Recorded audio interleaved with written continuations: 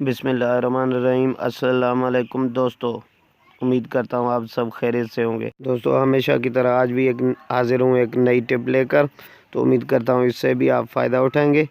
Video شروع کرنے سے پہلے میری ایک ریکویسٹ ہے، میرے چینل کو سبسکرائب کریں، ویڈیو کو لائک کریں، ویڈیو کو پورا دیکھیں۔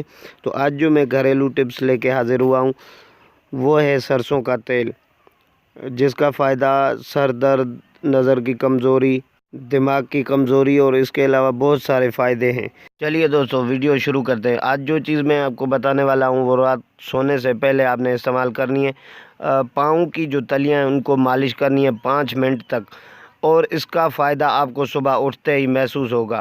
تو یہ آپ نے ڈیلی استعمال کرنی ہے، تقریباً اسے مہینہ جو ہے آپ نے استعمال کرنا ہے، آپ کو فائدہ خود ہی پتہ چل جائے گا۔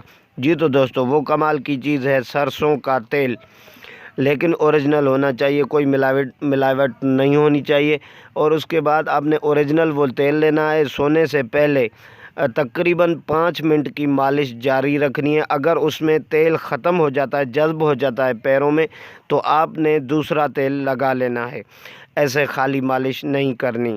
تو تقریباً 5 منٹ جو ہے ایک پاؤں کو مالش کریں، اور روزانہ کا یہ معمول بنا لیں۔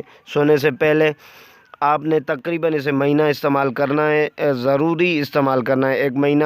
آپ کو صبح اٹھتے ہی اس کا فرق پتہ چل جائے گا۔ تو یہ کمال کی چیز ہے، اور اسے آپ استعمال کریں، اپنے دوستوں کو بتائیں۔